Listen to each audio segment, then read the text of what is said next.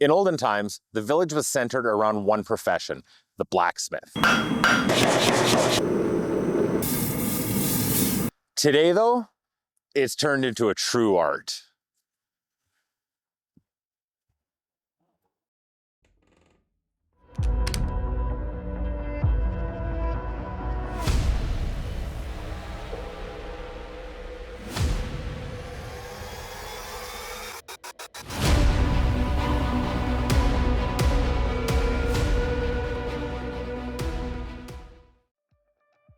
Welcome back to That One Thing.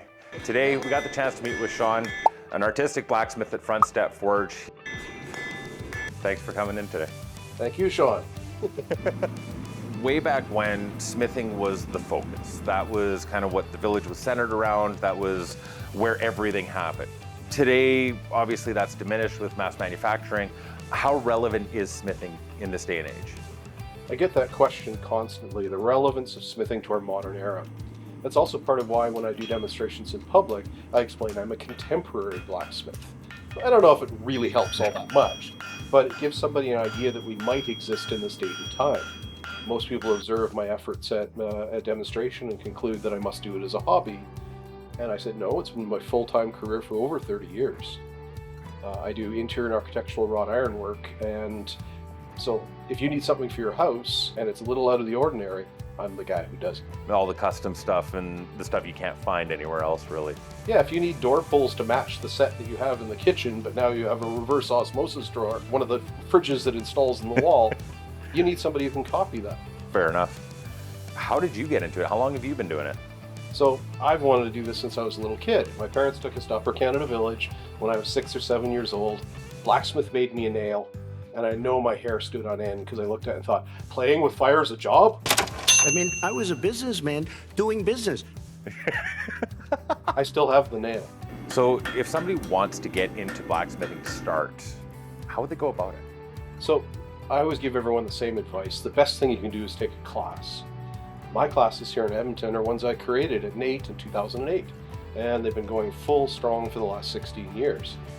The other way, of course, is to find someone that you can learn from. But increasingly, that's difficult to do.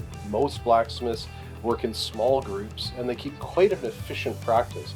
So taking the time away from that work in order to teach somebody takes up more time. That's why I really recommend the classes. With blacksmithing, you always hear, a farrier, an artistic, a bladesmith. What's the difference between like the multiple facets of it? Throughout the many years of blacksmithing, there's many different divisions. At one point in one of the poll taxes in Britain, there were 50 different kinds of blacksmiths, all involved in different parts of steel making. After the steel's been created, they then worked it. So that's where we get our term wrought iron from. To nowadays, where we're divided into trade names that still have smith in them. So we still have locksmith, we still have gunsmith. So by striking and forming, stretching and shaping the material, that's where those names came from. Nowadays, I'm an artist blacksmith. I make decorations for houses, jewelry for houses as it were, gates, railings, chairs, tables. And as part of my holistic practice, I also make all the tools I use.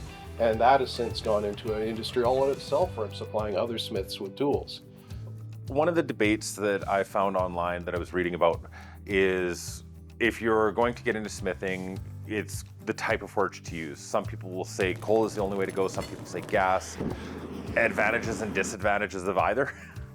I find the debate about what your fuel source is almost irrelevant. Each has its advantages and disadvantages, but in every time period on Earth, smiths used the plentiful fuel from the area. It had to be inexpensive, it had to be available in bulk, whether you use charcoal, coal, gas, or any of the other ways of heating up material. I mean, there's some cultures that even use green chestnut wood. Interesting. Why green? Wouldn't that just smoke beat all hell? I suspect it is able to char up at a different rate than dry wood, but one of the African smiths uses peanut shell or groundnut shell as his fuel. So throughout time period, wherever you derive your heat source from, your ability to control that heat source became much more important than what you were actually using. I, in my shop, use the vast majority as my gas forge. It's a consistent heat over a wide range of zones. The coal forge is what I like when I need precision. It's more easy to destroy your work because it exceeds the temperature that steel can get to. It can go to 2,700 to 3,000 degrees, which turns my steel into a clinker, cinder, or a sparkler, depending on what. For the vast majority of the time, I'm able to get most of my work done, especially the sort of bulk work I've been doing lately, with gas-fired, so propane-fired forge. Just to keep that consistency.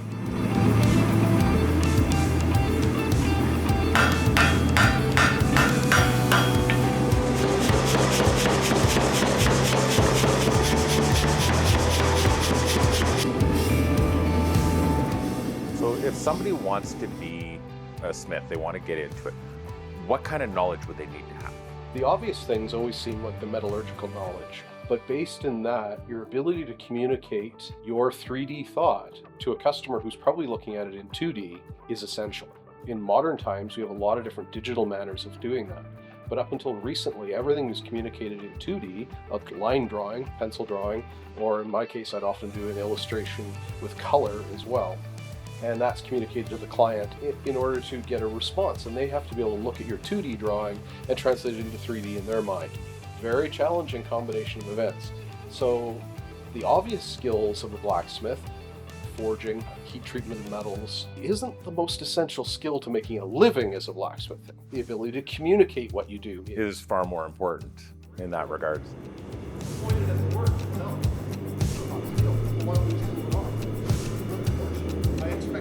I could have asked questions all day with Shawn. The amount of knowledge that he has and his willingness to talk about it was amazing. His class was undoubtedly worth the cost. Pretty much everything I ever wanted to know about smithing was wrapped into 2.5 days. From history, theory, metallurgy, right down to the skills to do some basic shaping and making basic tools. He covered as much as he could. It was an amazing way to learn. You spend time as a group listening to the instruction, then we are set loose on our anvils to put it into practice. By the time the weekend was over, I was confident and ready to try some of it on my own.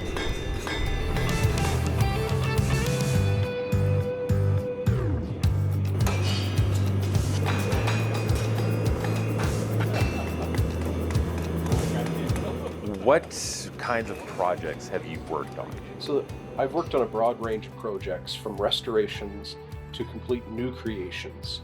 So some of the large things that you can see in public, I spent over 2,000 hours forging all the railings for Calgary's City Hall.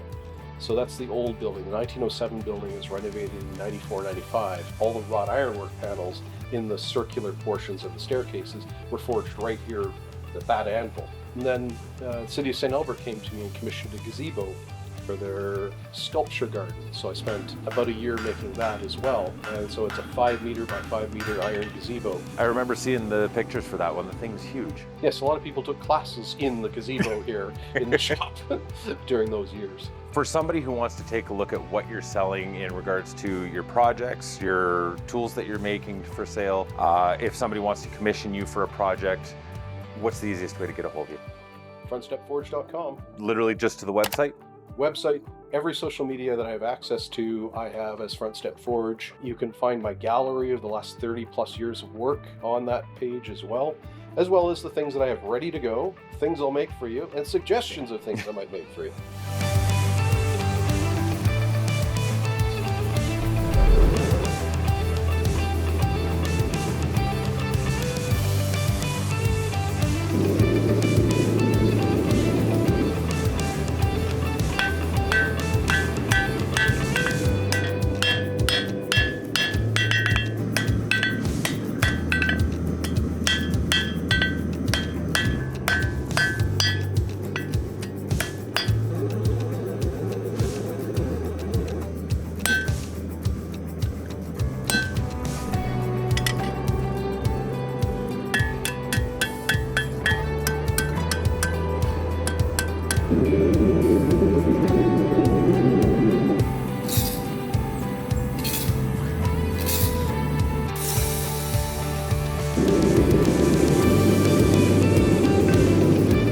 Shawn, thanks for having us in today. I really appreciate you taking the time for, to be able to chat about this and ask a few of the questions. I'd love to get a hold of you down the road again. Thank you for having us in today.